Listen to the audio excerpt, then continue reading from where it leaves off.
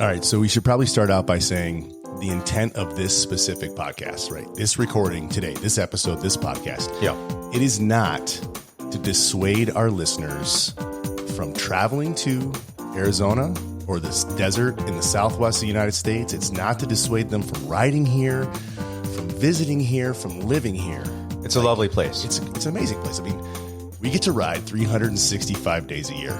Like, no doubt. We've got miles and miles and miles and miles and miles and miles and miles of amazing single track. We've got a bike-friendly city here, right? Come on out. Yeah. But But sometimes there's things in the desert that want to kill you. It's a fact of living out here in the Sonoran Desert. Yeah, in the Sonoran Desert. So we'll tell you a little bit about things that want to kill you. I'm Josh. Some people call me Magellan. Do you know a story why they call me Magellan?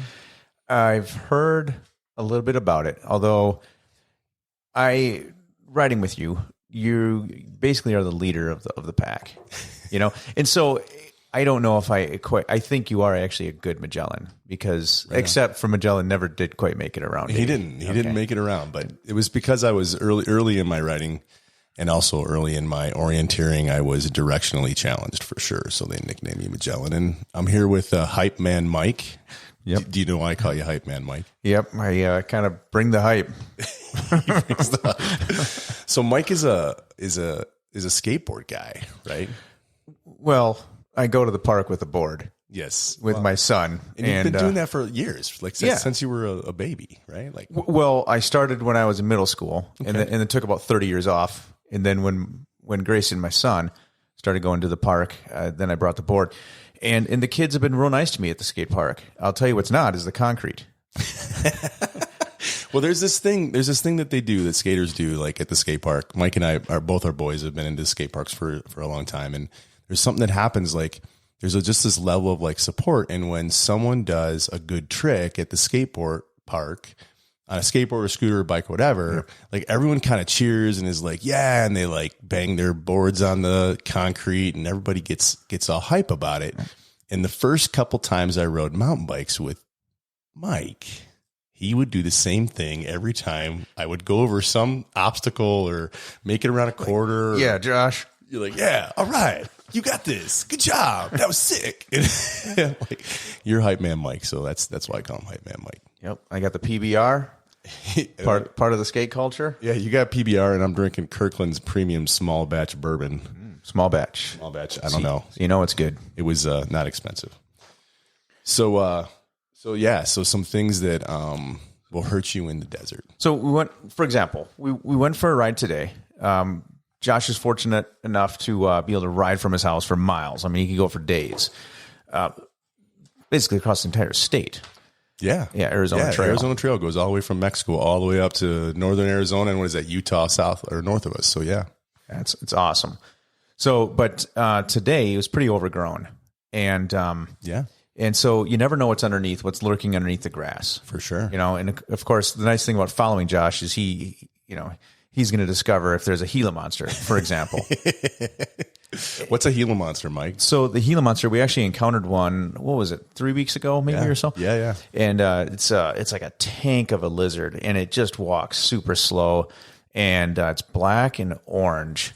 And what is it? If it's black and orange and black, friend of Jack. Yeah, it's the coral snake, right? We're going to talk about coral snakes today, right? Anyways, this is not a friend of Jack. This is not a friend. And it was just sitting on the trail and didn't care and just stood up there and stared at us, basically, as we rode by. And so I thought it was a stick because it was, black, and then I saw the orange and I got closer. But so I've been riding for Josh got me into it during COVID, of course. Yep. About 2 years ago now. And I don't quite have the skills or the reflexes to bunny hop over things like that. So I got dangerously close to it, and it stared at me like, what are you doing? And, but no, the Gila monster, the crazy thing about it is, it talks about rattlesnakes and that, but the Gila monster, I think, is actually almost more poisonous than the rattlesnake. We should fact check that. Yeah, we should totally fact check that. I have no idea. You should, if you've never seen a Gila monster, and for those that aren't from the southern part of the country, you don't speak Spanish, Gila is spelled Gila. Gila. So look up Gila monster, Gila monster, and see what they look like. It's like something out of a fairy tale or something, or from like a prehistoric dinosaur age or something. Yeah. But they bite and they won't let go, right? Yeah. I mean, like a pit bull. Right. And then like, I've heard you have to like put them underwater actually to get them to like let go if they bite, and then they grind their little poison sacs into you. Kind of a waterboard. Yeah. To get them off of you. Waterboard the Gila monster. Yeah. Like one year we came home, right? We came home from, my wife's family has a cabin up in the mountains, not too far from here in the Graham Mountains. And we were up on Mount Graham. We came home on a Sunday after spending the weekend at the mountain, and, came to our front door, and we had a Gila monster. He was probably 2.5 feet long. Oh, big one. And he was right at our front door out here. And it was before I'd put the security door on. Right. Mm-hmm. And he was like kind of trying to climb up my door. No way. And, I couldn't get him to move. Right. Cause it's kind of like boxed in over there. I couldn't get him to move at all. So eventually I had to go like get a broom and like a cooler and like kind of sweep him into the cooler and then carry him out back behind the house and set him free, man. But that was kind of my closest experience with the Gila monster. It's the only time I had to actually. You're pretty brave. I had a similar story, but I called the rural metro, and this was you called the fire department. Yeah, I called the fire Gila monster. Yeah, I did. So don't make fun of me. Give me your man card. just hand it over. Well, it's better because the fire department then called the TV station because they were having a series of these. Oh my God. Yep. So no. Yep. So TV cameras come out. Yep. And I'm like, oh great, I'm at TV. And so then all my friends made fun of me. Oh my God. So like, you called the fire department for a Gila monster? Really? Yeah. Swall is fairly new to the desert, and when you don't quite understand it out here, you call the fire department. Yeah. You came from Wisconsin. Did you come from Wisconsin straight here? I came from outside of Milwaukee. Right on. Yep. And so no Gila monsters, and there's not a lot of things that want to kill you in Wisconsin. Not so much tornadoes. Yeah. You hail from Michigan, so you understand that. Yep, for sure. But it's funny, when you came out, did you have an expectation of what the desert looked like? I had no expectation at all. I mean, I was really young when I first got here, right? I was probably 20 years old, and I had lived in Detroit my whole life, or just outside of Detroit my whole life, and came out here, and it was, I lived, I was in the military, and I lived in California for a couple of years, and then I came here basically, and it was like it was a totally different world, man. Yeah, it really is so different. But when I got off the plane, I got picked up, and I'm like, they're like, well, that's the desert out there. And I looked, I'm like, that's not desert. That's like little trees and some cactus. And I'm like, where's the sand? Right. You're like expecting Lawrence of Arabia. You're expecting Tatooine or something from Star Wars. Yes, exactly. And but no, that then you start hiking around, and you do realize that it's a harsh environment. From the plants being pokey to the everything's poisonous. Yeah, well, let's talk about some of the plants, right? So, like, I think we're one of the spots in the world. I think the only spot in the world that actually has saguaro cactuses, right? Yep. And that's SAGUARA,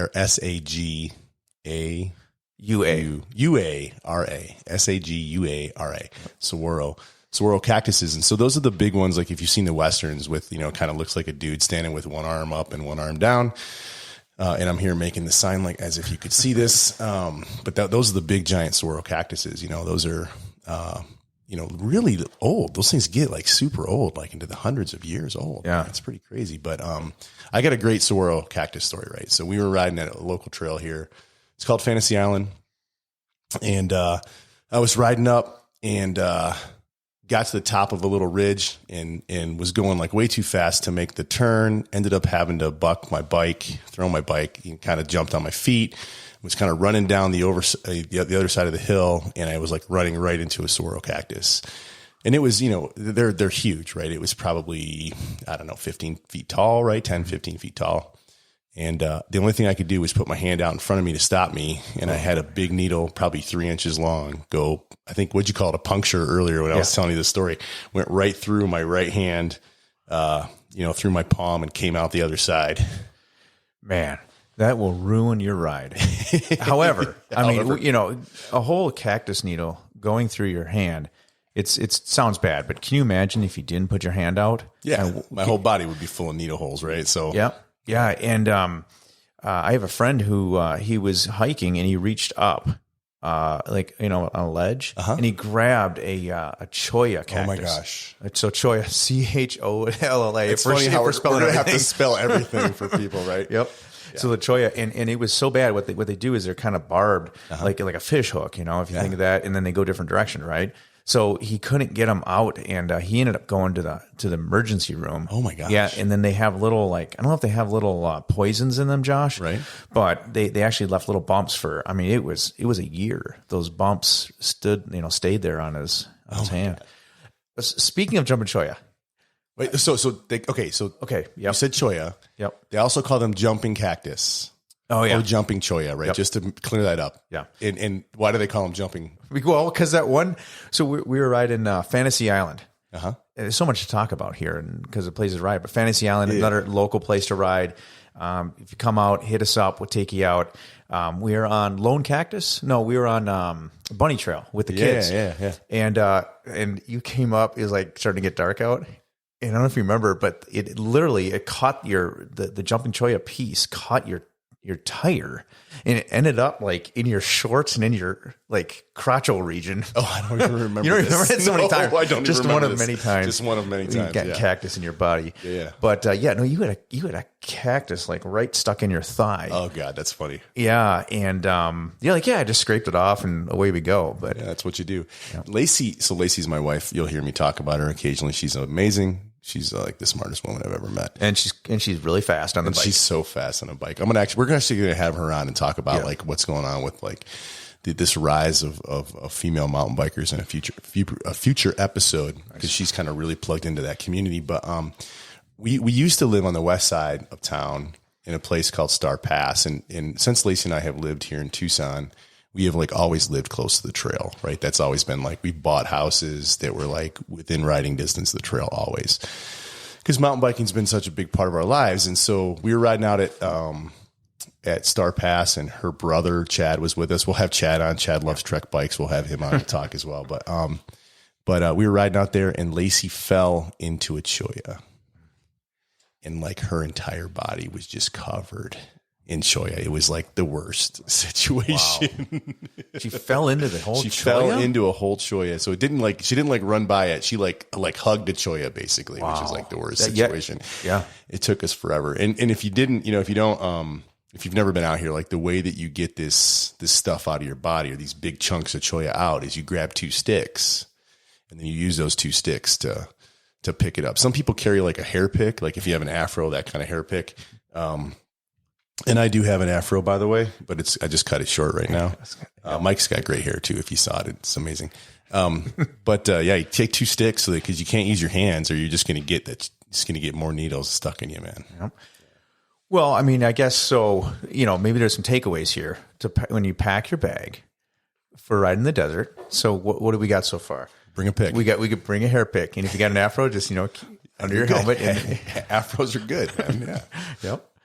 All right. So we're going through different cactuses here. There's the barrel cactus. I got a great barrel cactus story. Oh yeah. Right. So like, one time it was, early in my mountain biking career. So it's interesting how things are like kind of roller coaster, right? Or they go up and down, everything's cyclical basically is what I'm saying. So like at first I started riding with flats, and everyone was riding with, we call them clipless, but it's actually clip in, which is the weirdest thing, but everyone goes to like clipless pedals or clip-in pedals, whatever. And I'm not an athlete, right? Like it just takes me a long time to like get proficient at something. That's not true. No, I'm telling you, it takes me a long time. It's been years. And so it took me about 3 years to go from flats to clipless pedals. I didn't know that. During that time, I fell 1,000 times, like just all the time. Just fell. One of the times I fell on a barrel cactus, and right in my backside. Right. So we're riding. I think it was with Lacey's cousin, Sean. We're riding, and it'd be funny if he was on, cause he could tell you the story, but he tells the story of like, I come around the corner, and all I see is Josh bent over with my shorts down around my ankles, and Lacey's kneeling right behind me. Oh no! Pulling needles out of my buttocks. I'm sitting on a barrel cactus, right? Who is Sean? That's Sean's Lacey's cousin. Lacey's cousin. Yep. That's quite a scene out in the desert. I'm pretty sure it was Sean that was with us, man. Oh, that's a great story. So saguaro, barrel, prickly pear. We didn't talk about prickly pears. You can eat those. Yeah, nopales is what you fry them up with some eggs. Delicious actually. Yeah, you lived in Mexico for a while, right? We lived in not Sonora. We lived in Oaxaca. Yeah, way down. Did they eat? Did you eat those? Yeah, we'd have them for breakfast, and they some have the little fuzzy little pricklies. Okay, those are the worst. In fact, after our ride today, I was picking those out of my shin because of the overgrowth. But yeah, that was from the prickly pear. But yeah, scrape all that off, of course, and then you just cut them up into strips. You just fry them up in I think oil or whatever. What do they taste like? Yeah, it's kind of like a green bean. Okay. Cactus taste. Okay. Tastes like I don't know. Green bean cactus taste. All right. Yeah. You guys know exactly what we're talking about when we say green bean cactus. Yep. Yeah. Perfect. But no, a lot of those you can harvest for some sort of like drinks as well. Yeah. The flowers of the I think the saguaro, you can aceitunas they call them. Okay. In Oaxaca, and we make a drink out of them. Add some sugar, and yeah, it's delicious. Right on. But yeah. Well, you can pretty much add sugar to anything and make it delicious, I think. That's kind of how it works. When life gives you lemons. Yeah, for sure. So all right, so we're talking about plants still. Been through all the cactuses, but or cacti, I guess that's the plural for cactus. Cacti, is that right? Well, yeah, I think it is. I think it is. Well, are we switching over to animals yet? Well, not yet. One more plant. Yeah, there's a couple plants I want to talk about too, but you go first. Yeah. So when you'll hear the Boy Scout stories of what is actually the most poisonous plant in the Sonoran Desert, which is the oleander. Oh yeah, the oleander flower, right? Yes, I mean I think in the Tucson Zoo, they fed the giraffes some of the oleanders, like accidentally. Yeah, accidentally. Really sad story. It killed the giraffe. Killed the giraffes. Wow. So was it? Did they just have oleanders planted nearby and they ate them, or did they actually feed them to the? Yeah, no, I think it was like an intern. Oh, and she just harvested them. I don't think she's from here. Didn't understand that they were poisonous. Oh. Yeah, and they're very, very poisonous. They grow very fast. You won't see them out in the desert so much, but just around like parks and that, and and right landscaping. But anyway, that's the oleander. Okay. I don't know if you have to spell that one, but no, I don't ask me to try. I don't think it's not a Mexican word, right? So or Spanish word. So just sound it out. Yeah, sound it out. You can figure it out. You have just as good a chance as we do of spelling it Google correctly. It. Yeah, it's a white flower though. I think. Yeah, there's white, and then Home Depot sells. Here we go. The red and the pink ones too. Oh wow! So there's all kinds. You're like an oleander aficionado. Well, yeah, because my neighbor. Going back to the skate thing, we built the half pipe, and when we skated the half pipe, it was super loud like a drum. Yeah, by the way, this is not just a half pipe. Well, yeah, it's a 47-foot long. It's a 47-foot double half pipe. Double, yeah, with the spine. With the spine. Josh helped us build it, but yeah, because of that half pipe, my neighbor hated us. So I mean, totally. So we needed good fences, make good neighbors, kind of thing. So we ended up building an oleander wall.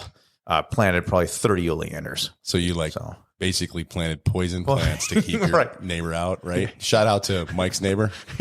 Peace. I think the ramp, your ramp right now is it's gone. Yeah, we took it down. Yeah, we switched insurance, and that's another funny story. Maybe for another time. Yeah, another time. Yeah, the auditor came out and said no ramps. No ramps. Yep. Well, we built one at my house too, and I still have the double half ramp. pipe. Yep. I don't know how long mine is. I haven't never measured it, but it's long. It's a big one. It's a big one. Yep. Everything I do is big. All right. So so there's more plants. There's more plants that want to kill you. It's okay, man. This is doesn't have to be family friendly. Okay. Yep. Yeah. It's all good. There's some trees that will mess you up too. And so when we were, you grew up in Wisconsin, I grew up in Michigan, Detroit, whatever. We would go out and climb trees. Kids here in the Southwest, they can't just go out and climb trees because those trees oftentimes are either mesquite or acacia catclaw, and they have big ass thorns on them, right? That'll mess you up. Yeah. And I cannot tell you how many times I've come home from a ride and I've got marks on usually on my forearms and my legs from just rolling by a cat claw or a mesquite, and it just whipping and scraping the crap out of my arms. Mm-hmm. Yeah, no, I've seen you come back, and I've gotten them as well. You got the shredded arms. It's like, oh, you were riding today, weren't you? Yes. Yeah, for sure. All right, so we talked about Gila monsters. We probably need to talk about snakes. Yeah, that's all part of it. And I want to, like, everyone's going to want to go to the Western Diamondback to start with, because that's the most prolific snake we see here. But I want to start with something really rare. I actually, there's two things, right? First, I'll tell a story, right? Fantasy Island, again, so we've lived a couple places in Tucson. One of the places we lived was kind of in the, like, just approaching the east side of town, outside of Fantasy Island. We've mentioned that trail a couple times today. But they had some folks, I don't know what you call, like, snake scientists. Are those like... I don't know what they are. Yeah, I don't know. So let's just say they're snake scientists. Yeah, that's what they are. That studied the toxin of the snakes in a small area that's kind of boxed in by roads, and it's the Fantasy Island mountain bike park. And those snakes, they determined that they were all kind of in this like boxed in area, meaning that they couldn't like venture out because there was major roads that were surrounding this area. The prey, meaning that like the mice and the rats, had started to develop an immunity to the hemotoxin, which is typically what rattlesnakes have. Wow. And so the rattlers, the Western Diamondbacks in that area, had started to evolve to have a neurotoxin, which is like what like vipers and stuff have. No kidding. And cobras have, like, in places other than America, right? Wow. It's crazy that they were evolving to a neurotoxin, right? Which is a whole nother game if you get bit by a snake that's got a hemotoxin versus a neurotoxin. So that's kind of story one. The second story is my brother-in-law, Jason, was out riding last year, and he ran across a tiger rattler. And it looks like I was like, it's super fat and super stubby. They're not real long, but they're pretty wide. And it actually has markings. It looks like a tiger. I've never even heard of this. It's crazy. Tiger rattlesnake. Yeah, I got a picture of it. I can show it to you. I posted it on, I'm sure you saw it. I posted it on Instagram and Facebook. I'm like, my brother-in-law saw a tiger rattler on the Vortex, the same place you and I rode this morning. Tiger. Tiger. Yeah. Tigre. Yeah. Tigre for those that want it in Espanol. I don't even know if that's the Spanish way to say tiger. It is. It's perfect. Perfect. See, I got this, man. Yeah, I've never heard of that. But so did it mess with him, or did he? No. Okay. But I mean, I can't tell you how many times we have run across a diamondback, a Western diamondback, which is the most prolific, rattlesnake here. It's coiled up and pissed off and like standing up, ready to strike. Never been bit by one. Don't ever want to be bit by one. You try to just keep your distance from them. They're not really looking to mess with you. I did run one over this year that was crossing the trail early in the year. Wow. Last year, everybody saw snakes. I didn't see any last year, but this year I've seen some. Do you remember last year that firefighter who picked up that? Oh, yes. And this guy he was like 6'5", 6'6", big tall boy. dude. Yeah. And he picked this snake up, and it was longer than he was. And the tail was touching the ground. Yeah. And the thing was so scary. Had to have been like a 7-foot-long diamondback. Yeah. And it was out where we ride. Yes. And I don't know if any of you or I don't know if Lacey saw it or whatever. Well, like, here's the story, right? Like, so we live, we bought the house that we're in for a couple of reasons. One is because it's right across the street from the trails. Actually, at the time, it was like, 2 miles down to the Arizona Trail. We didn't know that we were going to have the Vortex that was going to be built right across the street. That's just a bonus, COVID bonus that came. But the other reason is there's a fire station right around the corner. Yeah. Right, Rincon Valley Fire Station, and talk to these guys. And every time someone like me that has lost their man card and calls the fire department to deal with a rattlesnake instead of just dealing with it themselves, they take them and they relocate them right across the street on the Vortex, which is the mountain bike trails now that we ride a couple times a week. In fact, I think there's a few names for this area: the Vail Vortex, right? And then the other is they call it Snake Pit. For real. Yeah. Yeah, that's it. So it's legitimate. It is absolutely legitimate. So so we got Western Diamondbacks, we got tiger rattlers. There's actually a whole skew of rattlesnakes, but we also have coral snakes here. And the crazy thing is there's coral snakes, and then and this is, you were talking about the coloration earlier, right? So it's like black next to yellow, kill a fellow. That's what it is. Yeah. Red next to black, friend of Jack. Yep. Right? Is that right? Did I get that right? Black next to yellow, kill a fellow. Red next to black, kill whatever, friend of Jack. I can't remember the other. What's the other snake that's looks like it? The king. A king snake. Yeah, a beautiful snake. Yeah. So I've seen lots of king snakes. I've seen one or two coral snakes. They're super deadly. Yeah. But what I've been told is the only place they can bite you that it'll actually hurt you is on the skin between your fingers or your toes, because their mouths are so small, they actually can't get around any other part of your body. So if you happen to pick one up and stick it between your fingers, you're probably in deep shit. But otherwise, you're probably going to be okay from a coral snake. All right. Well, that's good to know, for the tourists coming out. Yeah. And I just we're here for y'all. Yeah. So, okay. That's excellent. They are a very pretty snake though. Super pretty. Yeah. They're small too. Little, yeah. Little guys. So, can we switch over to one of my favorite stories riding with you? What's that? Well, so, we ride out here and in the mornings, and it's pretty dark actually. Yeah. But it's, sometimes we ride before work. Basically. Yeah, before work. Yeah. Ride when you can, we love it, and we get out there, as I'm sure, some of our listeners do as well. And so we followed this one day, paw prints, huge paw prints. Yes, I remember this day. Yes. And so Josh we got our lights out, right? And we're like, what paw print is this? We took pictures of it, and it's we're following it the whole miles and miles. Yeah. And to this day, I don't know if we did identify what it was, but Josh saw something up ahead, and he's like, I saw something. I think it was a I don't know, a big jaguar, a big mountain lion or something. And so I'm like, we should probably pause really quick and let our listeners know that I have a very active imagination. So it could have been nothing, but keep going with the story. And So it's kind of freaking me out because we're seeing these big paw prints, and then Josh sees something. Yep. And then so we're just kind of looking around, and then just out of the blue, he doesn't even warn me. He just belts out the loudest roar I've ever heard. And Josh is a big guy, and he can be very loud. And it made me jump scared me so bad. And I guess he was trying to scare it away or something. Yeah. But alpha male. Chances are, okay, so what I saw was something big kind of jump in and out of my view with the light, because light plays with the shadows and stuff like that. We got these headlights on, these LED 1200 lumen, 1500 lumen LED lights, whatever. And what I saw was something jump.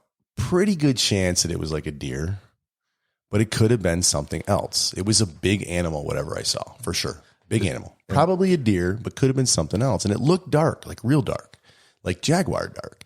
And so we have big cats here, and we have I think in a lot of places in the United States, they have mountain lions, right? That's a pretty normal thing to have a mountain lion.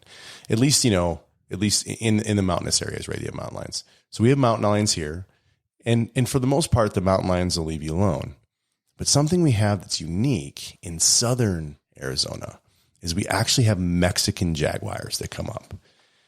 And, that's crazy. We're going to have a guy, Chris Croto, come on the podcast. He's a great guy. He owns a service-only bike shop. He's been in the bike industry forever. He's great mechanic. Just an amazing mechanic. He's just a good human, great guy.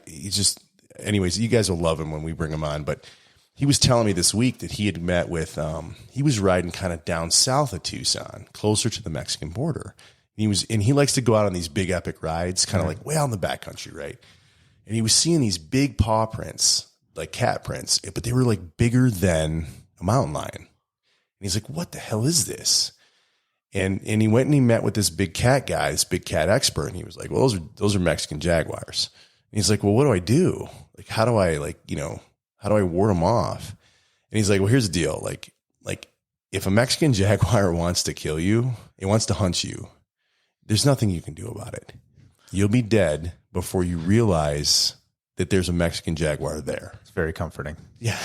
And so he's like, oh, geez, what do we do? So he's like, well, what do we... Especially love spandex. Right.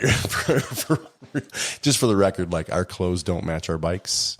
And we're going to have another guy, Brad Knox, come on and he's going to defend why it's okay to have your clothes match your bikes. But today we won't go there, but our clothes don't match our bikes and we don't wear spandex when we ride. And more power to anyone that do. If you do it, man, there was a guy today that was wearing spandex. Lapped us twice. Lapped us. So he lapped us one time. Yeah, so he passed us twice, which is lapping us one time. True. And he's a prominent, I won't give his name because he's a prominent figure in the Tucson area, but he was way faster than us.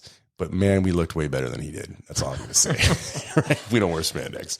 I can imagine the comments now. Please put in the comments why wearing spandex is awesome. We'd love to hear your story of why it's so great. I also don't shave my legs, although I do sometimes shave my chest, and we'll probably talk about that at some point in the future. But the big cat guy was talking about the mountain lions too, and said, like, what do you think about the mountain lions? Are they gonna mess with you? And the context was like the mountain lions really are not interested in humans at all. The only time you're going to really have a confrontation with one is if they've got cubs or pups or whatever you call baby mountain lions, or if they're protecting carrion, which is effectively a kill that they've just done.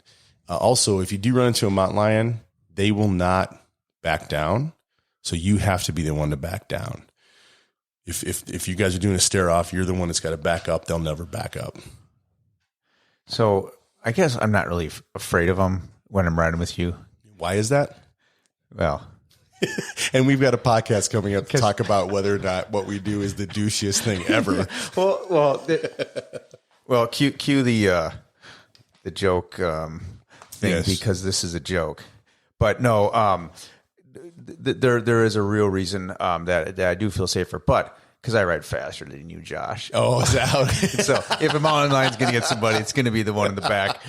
No, actually, I'm just kidding, because I am in the back following Josh, he's trying following to keep up me, with him. But he's not trying to keep up with me. Yeah, let's I'm not just kidding for a second. But no, so I think that day was a game changer when Josh saw the whatever it was, which. Yeah. The Phantom. Yeah, the Mogollon monster. Yeah, the Mogollon rim. Yes, Sasquatch. Mogollon monster. Who knows what he saw? But anyways, so then the next day we go riding again.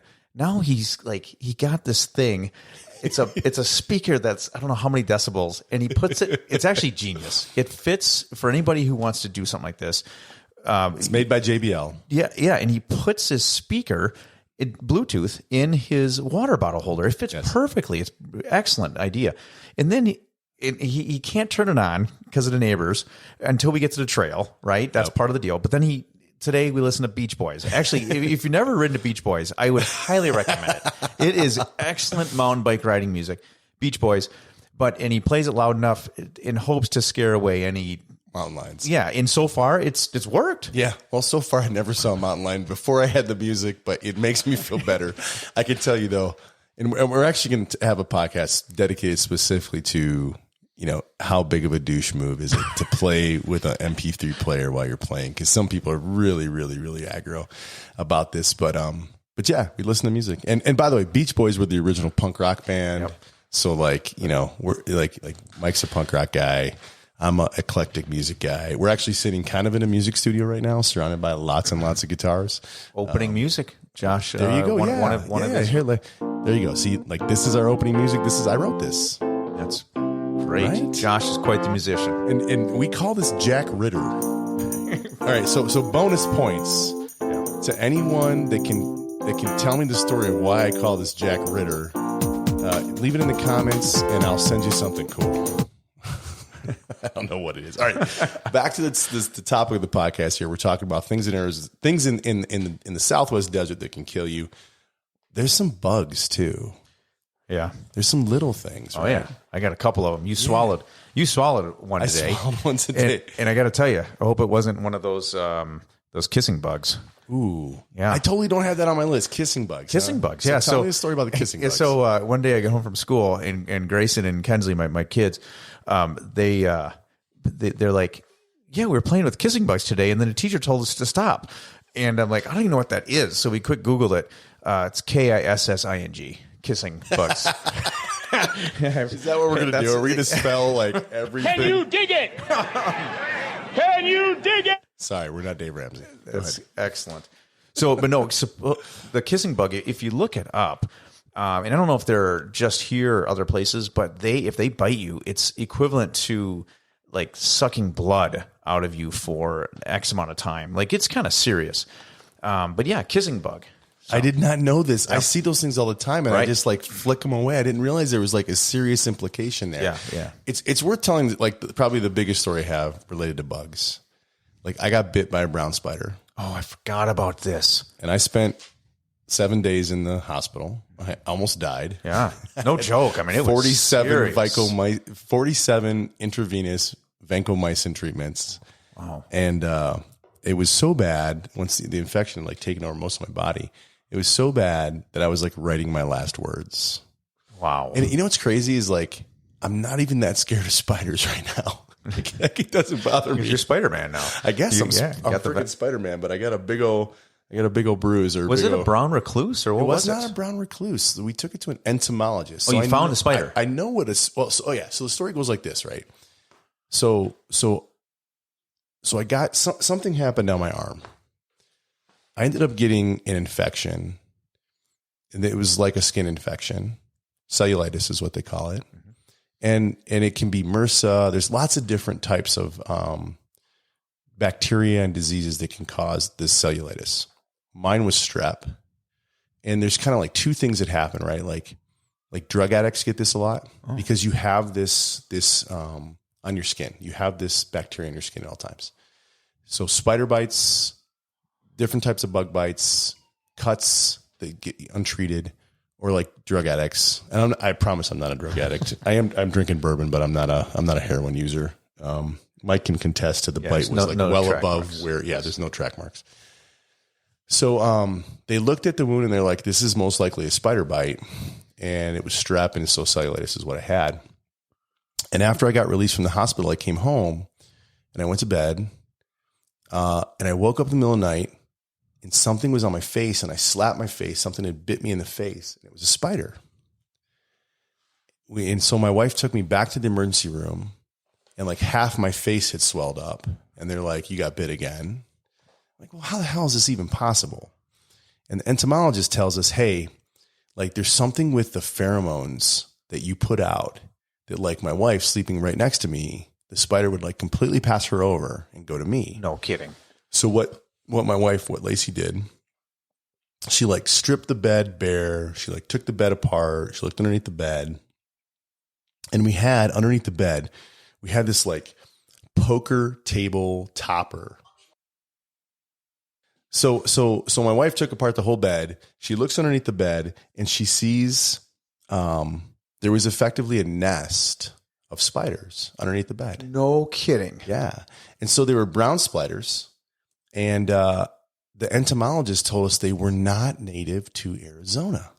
Wow. So it was almost like some spiders that I had like, maybe, I for my job at that time, I travel a lot, that I'd like, maybe some spiders had crawled in my bag or something. She was pregnant or whatever, and she like laid a nest underneath my bed, and they love my pheromones, and they bit me twice. One of them almost killed me, and one made me look like the guy from the Goonies. Not the good looking guy from the Goonies, like, hey, you guys, that guy. Dude, well, the pheromones probably is what attracted them to you when you were traveling. Yeah, they're like, hey, we like this guy. Let's jump in his suitcase. Now, I've had this problem with women my whole life, right? There's something with my pheromones. They just come. Like, that's a bad problem. Yep. Right on. No, that was serious. I remember Josh got bit by a spider. And like, oh, okay. And he might die. Yeah, and he might go, oh, okay. Like, yeah. Thanks for visiting me in the hospital. Mike never came. I never heard from him. Never. I did have some people that worked for me. There's one dude, Big Darren, came in one day, and I remember I was in my boxer shorts, and I was like uncovered, and he walked in. I'm like, one of my employees walks in, and there I am in my boxer shorts, and I'm not a skinny dude. Like, I'm not pretty in my box. At least at that time, I wasn't pretty in my boxer shorts. And I felt bad. Like one of my employees saw me just laying there in my boxer shorts, almost dead. So, in the hospital. In the hospital. So nice. So spiders. So like we have black widows. Yeah, which I think are pretty much everywhere. Yeah, probably. We have brown recluses. Yeah, those are the bad ones, I guess. Those are the bad ones. Yep. And then we have tarantulas, which everybody's scared of, but they're like awesome. Yeah, they're pretty cool. They don't hurt you. No. They don't mess with you at all, man. So like if you see a tarantula, like let it live. Yeah. Don't kill it. It's super cool. But something that I learned from Coyote Peterson, if you ever watch that guy. I don't know who that is. Yeah, so he's a YouTuber. Is that the guy that let things bite him? Yes. Oh my God, this guy is awesome. I've got a couple of his things on my list, but go ahead. Okay, yeah. So the tarantula, and then it's tarantula hawk. Do you know what that is? Tarantula hawk. Yeah, we've seen those out there. We have. That is on my list. Oh, it tarantula is. hawk I'm is on my list. so scared of those flying in my helmet and then like getting stuck there and biting so what's my the story? Like, what bald do they do? head. What do they do? Well, they so what Coyote Peterson did was he let it bite him, and then it's just intense pain for about 3 minutes. Sting him, right? Sting. I guess it'd be a sting more than a bite, right? Yeah. But yeah, I guess it's a 3-minute duration and just intense pain. So you just got to get through that, and then you'll be okay. But yeah. All right, so like let's talk about this guy because there's a couple more things on my list that he let bite him. Okay, yeah, they were crazy, right? So he let a bullet ant bite him. I remember that one, and that messed him up. Yeah, but then he let a desert centipede bite him. Oh, I didn't see that one. And it was so bad that he had to turn the camera off. Oh, no kidding. And he came back on 24 hours later. 24 hours later. And he was still writhing in pain. Really? Centipede? Desert centipede. Out here, this desert? Yes. He was in Tucson. He was actually on Davis Monthan on the what's it called? The boneyard, graveyard, yeah, the boneyard, where the plant. That's where he let the thing bite him, and he had to turn he couldn't handle it. He had to turn the camera off. No kidding. He comes on like 24 hours later, and he's still like writhing in pain. He's like, "This is the worst thing ever. There's nothing worse than a desert centipede bite." There are centipedes in our urinals and stuff.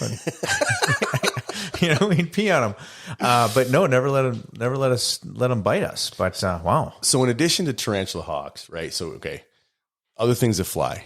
Yeah, we got killer bees. We were like the first. We were like the first U.S. state to get killer bees, right? And there's been some stories of people getting, and I think they're pretty much all over the United States now. Yeah, so it's like nothing unusual. We've got hornets and wasps like everyone else.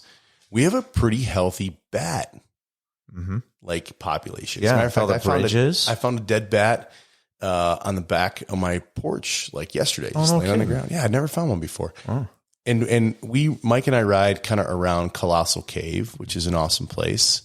And there's a huge bat population that lives in that cave as well. I forgot about that. Yeah. Colossal Cave right around the corner in that field vortex. Yeah. But, all the bridges in town, I don't know if you've seen those where they'll just hang out and like by the, so Tucson, Josh mentioned that Tucson has got a very bike friendly, community and culture. Yeah, dude, right? totally bike friendly area. Whether it's mountain biking or road bikes. Or those guys that have their clothes that match their bike. Now, I mean, honestly, we have like pro teams come here. Yeah, and they come here in the winter and they train. They ride up Mount Lemmon, which is our mountain. We have the southernmost ski resort, ski or snowboard resort, in the United States. Yeah, here in Tucson, Arizona. Pretty sweet. But yeah, so the where was I going with that now? I can't remember. Oh my God. Yeah. Dang Dude, it. if I had $1 for every time you lost your train of thought, I have lots and lots of dollars, man. All right. Okay. So we also have black bears. Did you know that? No, I didn't know. I did not know that. And just this week, right? So like so many amazing places to ride in Tucson. I mean, at some point, maybe we'll do a podcast on like all the different awesome places to ride in Tucson. We want this to be worldwide, like to kind of have but Tucson's so amazing. We need to talk about it a little bit. Just come here and ride. And if you need to like know where to go, where to stay, whatever, just hit us up. We'll hook you up. Yep. Right. But up near the 50-year trail. I've been on that. Right. Yeah. That's off of Oracle. Really cool place. Off of Oracle. The Chutes. Last week, the Chutes. Oh my gosh. It's amazing, right? So much fun. The Chutes. But near there, last week, a dude posted a picture of a black bear in his front yard. No way. Yeah. Why? Because of just looking for water? I don't know, man. There's like, I mean, usually we know they're up on the mountains, right? Yeah.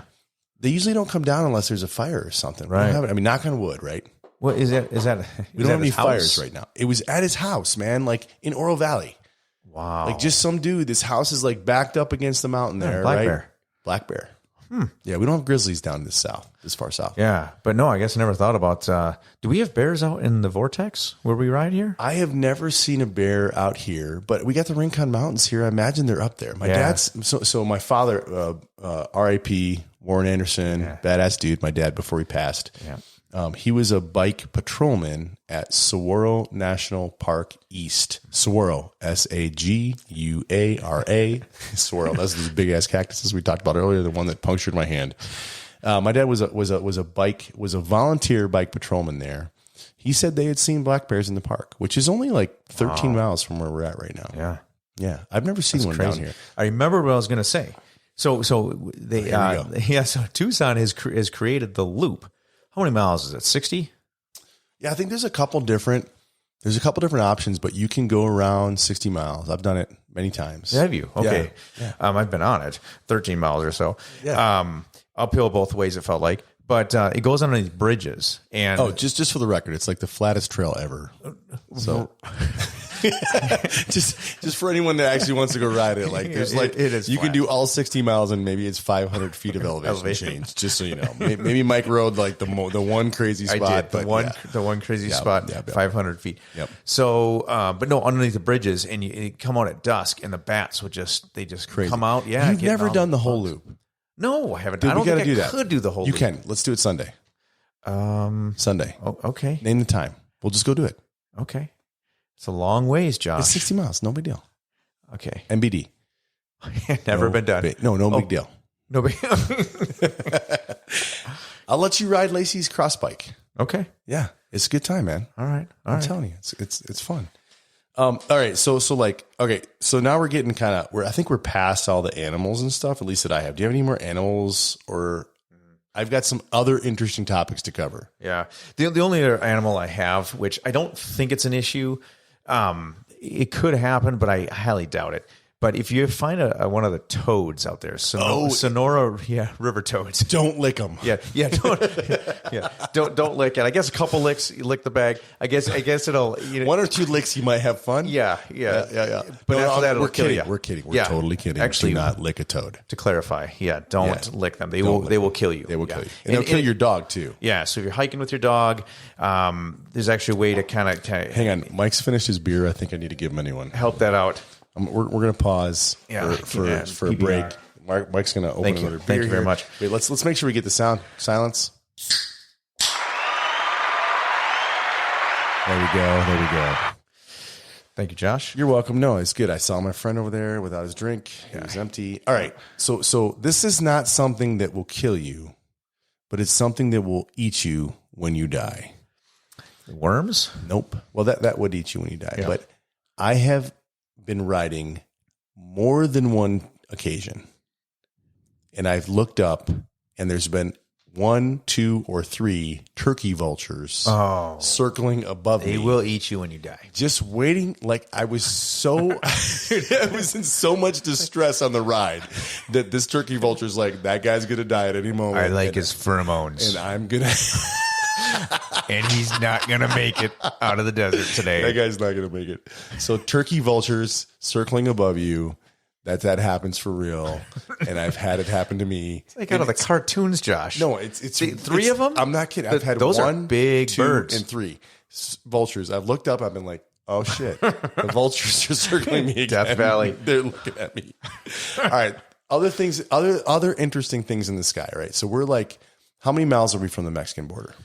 Oh, what is it? 60? Yeah. So it's like not that much. A couple interesting things have happened not too far from here.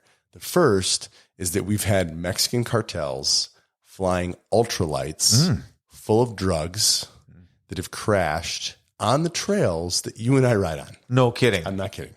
I did not know that. Yes. Wow. The second thing, and not so much on the trails that you and I normally ride, but like if you go down a little bit south of here, kind of the Arizona Trail south of here, or if you go out to like Elephant Head down by like Green Valley, yeah, like you will run into like the both like ground smuggling of narcotics, and you will also run into like human smuggling of like undocumented immigrants, hopefully just undocumented immigrants and not like human trafficking, but I'm sure it's both. Yeah. Right. So you have to be like super careful. And as a matter of fact, I'll carry a sidearm if I ride down way south of here, just to make sure that I can protect myself in the event that something bad happens. Can you imagine ultralight just coming in like that? And yeah, I didn't see it actually happen. And I didn't run into anything. Nuts. I've just heard the stories of an ultralight. Yeah. Like that's one of the things they would do because they could fly below radar. So they would take off on the Mexican side. They'd fly up here to Tucson, land, great thing. I mean, it's essentially just like a freaking wing with a lawnmower engine, right? Super inexpensive way to get drugs in the United States. So interesting. What else? Like, I think my wife wanted to make sure that we mentioned, that was weird. My wife wanted to make sure we mentioned like the fact that, probably the biggest thing that could kill you in the desert is the sun. Mm-hmm. Right. I know that one firsthand. Without having any hair, being bald, I'm like a vampire now. So I wear a hat, sunscreen. Yeah, the sun, it's the second worst place in the world. The first being Australia. Really? Yeah, for skin cancer. Okay. I mean, there's dermatologists like Wisconsin. We had the corner bars. Here we've got the corner dermatology. And you had skin cancer. Yes. Yeah. So I've had it 3 times on my face, and they cut it out. The Mohs surgery they call it. And so I don't know what that is. What is that? Yeah. So what they'll do is they find the spot, right? And then if you wait a couple of years like I did, then it grows, it festers, just like my last name. By the way, Hype Man Mike's last name is Festerling. Yep. So I think the Festerling is like an evil ancient creature. It is the Festerling. Yes. Yeah, up in the tree. Yes. So yes, Uncle Fester. Uncle Festerling. You actually look like Uncle Fester right now. If you'd gain about 100 pounds, you would look exactly like Uncle Fester. I should do it. You should totally do it. For the show. Let's do it. Once we go to like video, you're going to have to gain 100 pounds. Okay. It's actually half German, half Chinese. You're going to have to explain that. My dad's not right now. Right? All right. My dad's gotten mail, a Festerling. I don't get it. So anyways, we skin cancer. It is not a joke. And then so Mohs surgery, what they do is they'll cut out the spot and then they take it right to the lab and you go back and they give you snacks or whatever while you wait and they check it to make sure they got it all. And if they don't get it all, then you go back again, they cut it again. And my dermatologist surgeon, she loves cutting. Like she, oh my gosh, she come in with a little spot. She's like, oh, Michael, we need to take the spot off. And I said, well, maybe we should. And also literally before even Nova came, she got the knife out and she's cutting. That's how it is. And and she's so good though. She's like really into Dexter. Yes, but she is so good though. And I love it. I got a story about my dermatologist, but I'll tell you about that off the air. That's not appropriate. Not appropriate. Yes. Those are the best. But no, 3 times on the face. And then the last one's toward my scalp. And those ones, they can't cauterize it real well where it keeps bleeding and it just won't stop bleeding. Oh my gosh. Yeah. So the dermatologist, she's like, you're kind of young for already cutting your face up like this. So then what we did I tell you when I got my face burned off? Your face burned off? Yeah, I didn't tell you this story. No, you still have a face, so I'm interested in how it grew back. Yeah, yes, yeah. Yeah, so one layer literally burned off. Laser. Yeah, I think I remember this. Yeah. Like, tell me, like remind me. Yeah. So because of the recidivism where it keeps coming back, you just use a word I don't understand. R-E. No, I have to spell it, but what does it mean? Yeah, so it just kept coming, I kept getting this return of skin cancer, different spots. Recurring recidivism is another way of saying recurring. I don't know, but I think so. Okay, sweet. So she's like, we should do this new thing that over in California they pay for this. It's like thousands of dollars, but for you it's going to be preventive, where it basically kills anything that's precancerous, right? And or it brings it to the surface, right? Fast as we can get it, and it won't like fester. Again, worse. Yes. So we did this. So I didn't know what to expect. And my father-in-law brought me in and he said, literally, your face was burning. Like she had this laser thing, and I was laying back, and she gave me, what's that with the dentist? The laughing is Novocaine? No, it's not Nova. It's laughing gas. Yeah. I know what laughing gas. I don't know exactly what kind of laughing, but I know what you mean. Yeah, but it's like that made me feel so sick and lightheaded. But anyway, so I'm like out of it, and she's just burning my face off. I can literally see it like smoking. Oh my God. Yeah, it was when I got a vasectomy. I remember the smoke coming up from the vasectomy, and I was like, why did I do this? This was a mistake. But I tell you what, it was the best thing ever. Gentlemen, if you're trying to decide whether or not you should have a vasectomy, I highly recommend it. Are you sure you didn't kick me in the nuts? That really hurt. But no, and then I thought it was done. So she's like, okay, we're and then she starts putting this cooling salve on my face and my bald head. And I said, "Oh, I feel so good, doctor." And she's like, well, now we're going to the second phase. I'm like, what? What? Yeah. So then she puts on this thing like those ladies in the movies with the perms. Okay. Over your head, and it's the Blu-ray or blue light something where it literally like again kind of cooks your whole skin. So if the first laser didn't get it, then this blue light did, and it was absolutely insane. And so then it'd take a week for the whole layer of skin to. Yeah, I remember you were wearing one of those awesome like Vietnamese hats for like a long time after that, right? That's right. Yeah. And so was it effective?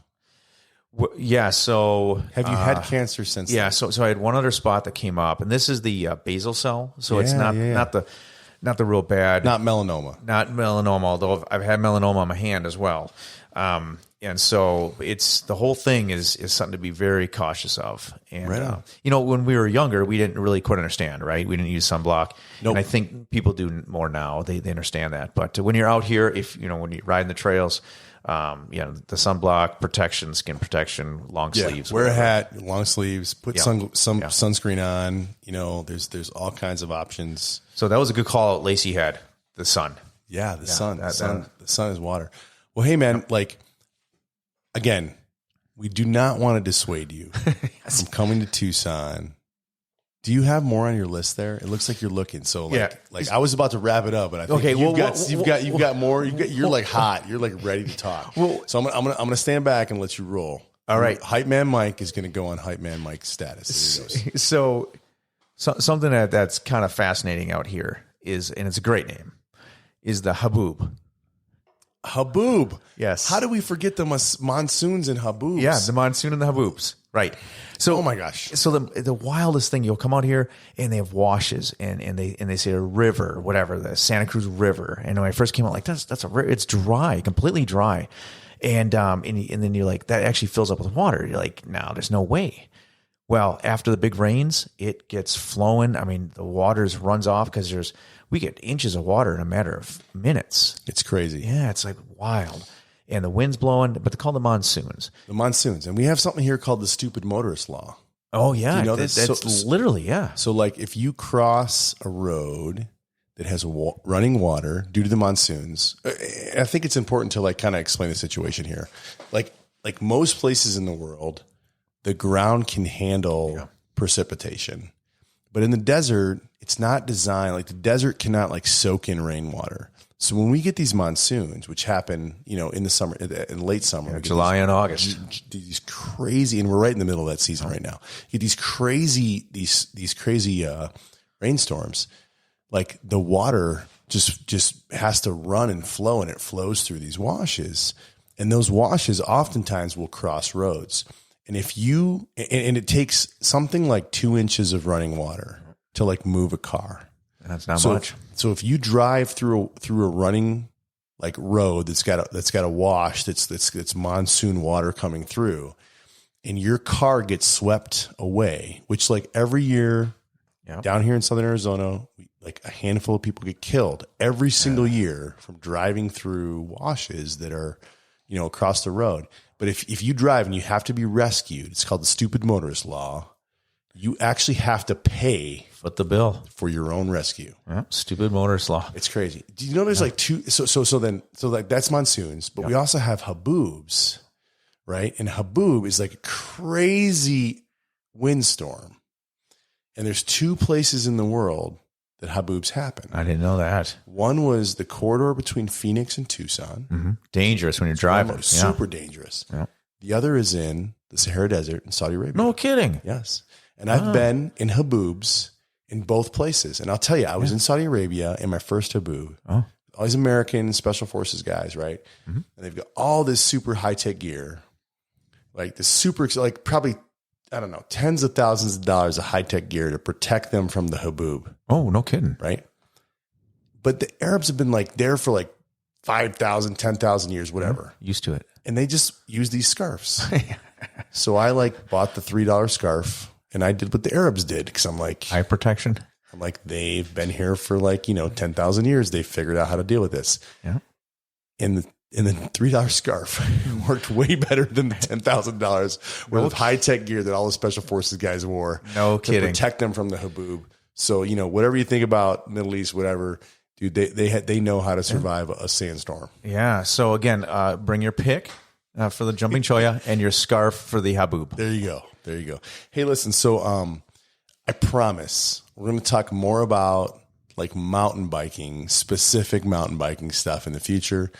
We just wanted to start with like, we ride a lot, all of these things you can encounter when you're riding in the desert in the Southwest. We don't want to dissuade you from coming here or visiting here or riding here, traveling here, whatever, living here. It's an amazing place. We've got so much great trails. I feel like I'm repeating myself. We got so much great trails. We got so much, it's a bike friendly area. Awesome. We ride 365 days a year. Come see us. We'll show you around. We'll take you. We'll tell you where to ride. Josh knows all the cool spots. We absolutely. We can hook you up. He's Magellan. I'm Magellan. He's Hype Man. This is the Mountain Cog podcast. Thanks a lot for coming. We appreciate you guys.